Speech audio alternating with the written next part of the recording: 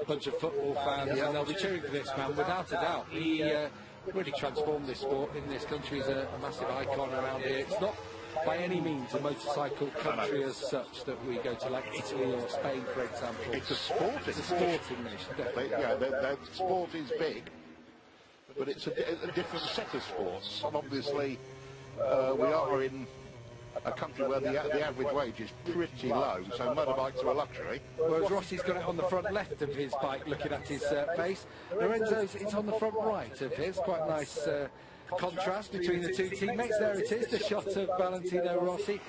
Great work from the camera team, getting those ones installed on those bikes, ready for the showdown here on Sunday. If you want to catch the race live with us on BT Sports 2, it's at 7 AM Sunday morning, perfect time. And do not forget, the clocks go back on Saturday night, Sunday morning, so you can have an extra hour in bed as well. Join us a lot earlier when we've got Danny Kent hopefully crowning himself as the world champion. Touch wood. The clocks go back at 2 AM, don't they? That's the... You get 1 o'clock to 2 o'clock twice. Yeah. So we have an extra hour in the pit before you will get up at about 4, I think, to see Danny Kent. Love it. What were we saying about every race is a home race of Valentino Rossi? Going through the final corner now, ready to blast down the second of 2 very long straights here.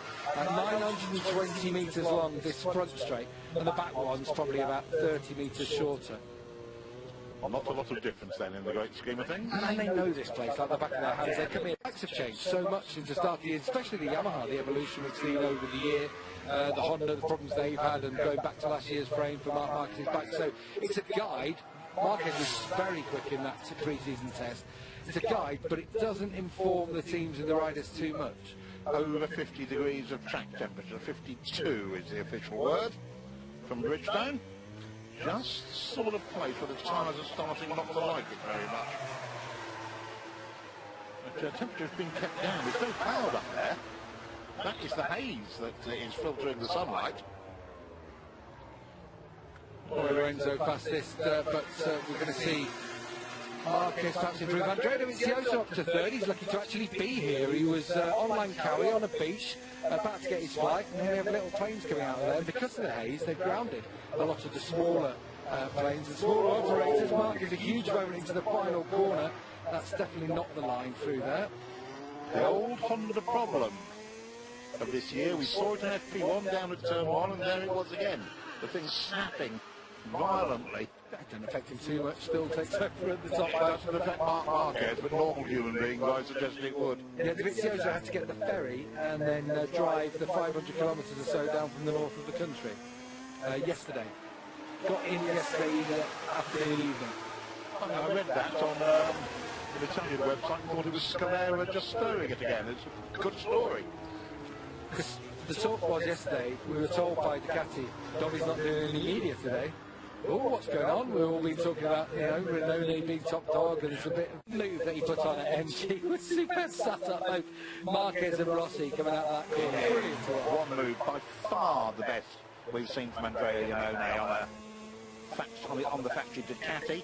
And added in, as you alluded to, Andrea Dovizioso, 20-odd seconds further behind, not even making the top 10.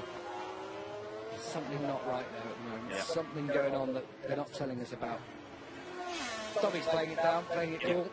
Dovi just has a couple of small things that just added up. Good luck this from Marquez, gets it to work in the final corner this time. It's Danny Pedrosa we need to watch though. He's even quicker.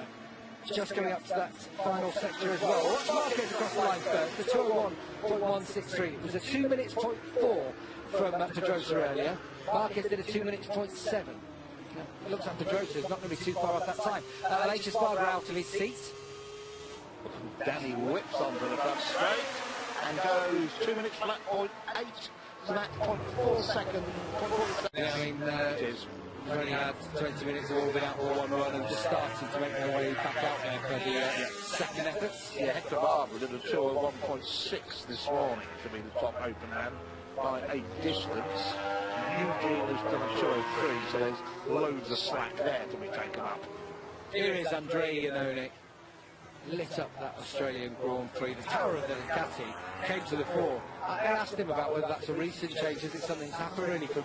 He had it at the start of the year, but something mid-season that started to work a little bit. I've got the feeling, though, that it's more that at Phillip Island, it's a fourth-gear corner coming onto the straight, and that bike has a top end that... Neil Hodgson mentioned it much earlier in the season. The way that Ducati keeps tramping on right at the end, that last second and a half of full throttle opening.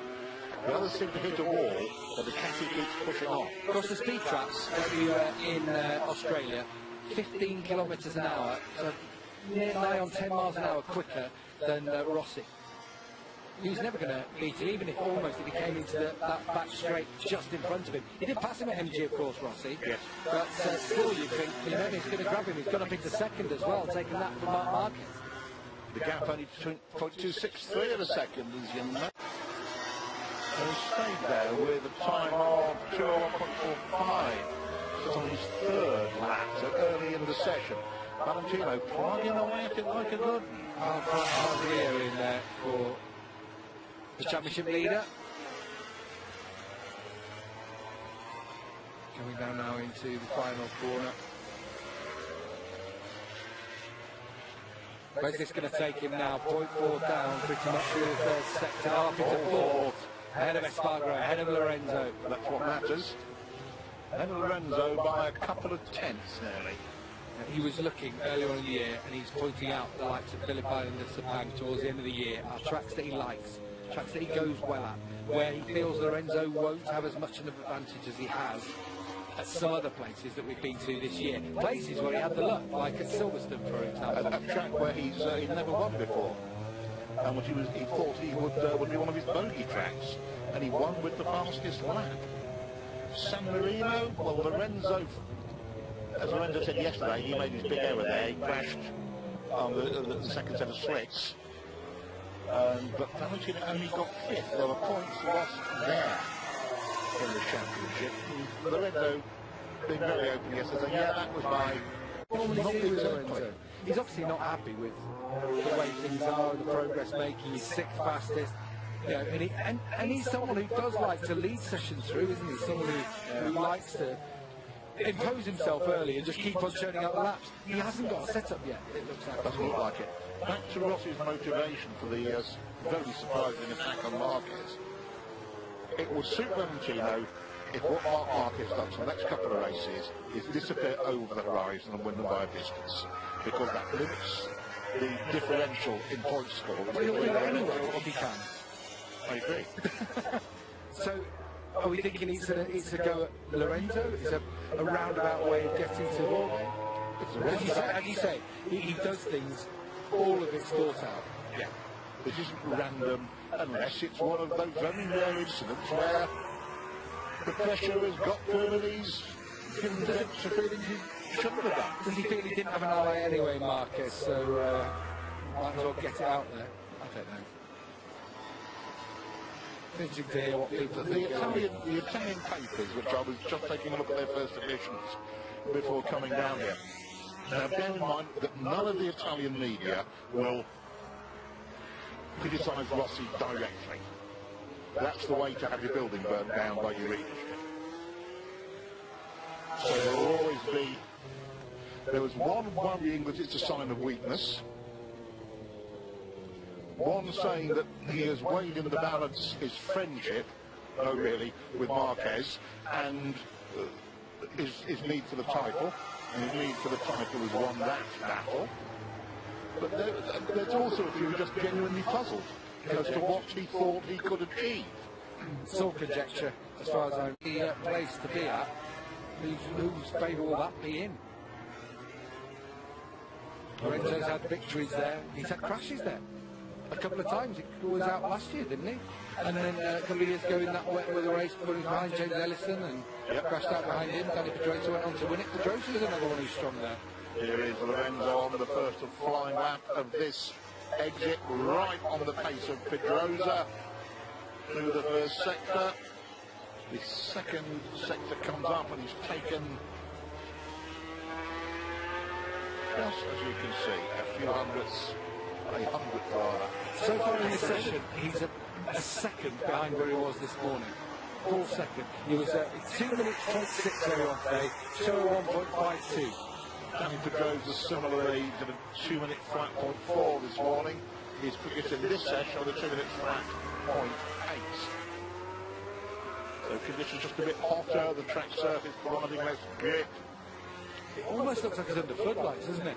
The weird thing is, when you're out there now with this haze around, when the sun's out, you're squinting. It's like it's brighter, even though the sun isn't out.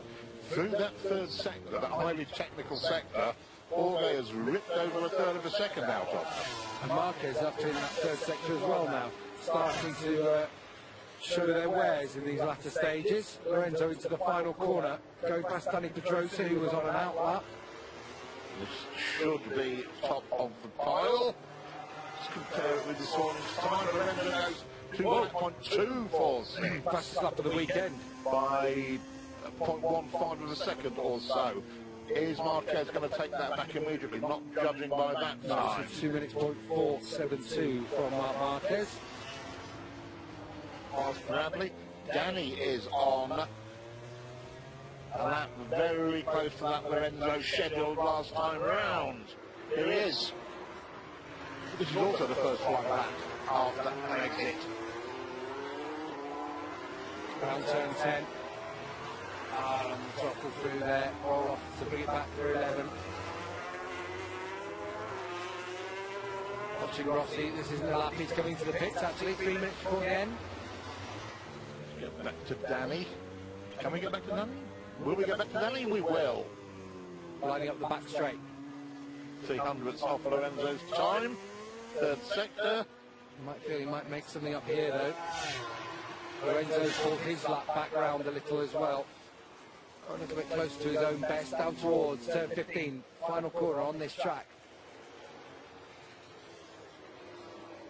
Danny just looks right around here. Before he picks that bike up, I always love how he gets it up on the fat part of the tyre quickly. You know he's on a fast lap halfway round. Pedrosa 2 minutes 0.3. Scott Redding improves to 11th, 202.05. This morning it was a 201.2. Just looking, Cal Crutchlow as well just came through previously into 4th place, 2 minutes 1. It's Andrea Iannone, very good first half lap. Eugene Laverty's just gone quicker than Nicky Hayden. Stefan Bradel has gone up into 13th as well. Pedrosa on a very good lap as well. Iannone now 4th quickest overall. Only 0.24 separating that top 4 as things stand. With Lorenzo top, a really good lap though from Danny Pedrosa, may just break that up a bit. Ron Marine, his crew chief down there, Leo Super on his right. I know what you mean, Gav, the way it's almost Dylan-esque the way while Danny's off one side of the bike, he pushes up like that. Was chattering at the front, wasn't it? Dolly up into 6th place in the meantime. And here is Danny. Oh, jump over the curve as well. That one affects his pace down the straight. Let Lorenzo through. Lorenzo let him through. Lorenzo had been in front of him. Lorenzo getting a good look at his big 5. So he got the apex? No. Well, he squares it off at the end, but he wanted to be much tighter than that. He's down into the 2 minutes 0.2, but still 400ths off Lorenzo. Scott Redding improves again. Here is Mark Marquez. By the way, if you catch sight of Cal Crutchlow, you might not. A few kids being allowed in as well at this stage of the day. I wonder if they just allow kids in free here, perhaps. Of course, he did get back out this now lap. It's not on a live lap or anything like that. Gone out basically just so he could do a practice start. And he's going to win this one, second behind Jorge Lorenzo. He didn't have a great qualifying year last year, did he? He was 9/10 down on Mark Marquez, who was on pole a year ago. But it feels like we're seeing the pattern of the season writ again, doesn't it? Rossi is second after off his team. Yeah, but he brought it round on race day here last year, where he, of course, finished second. What's Valentina's last few qualifyings? Since Silverstone, 3rd, 6th, 2nd, 7th. So first round.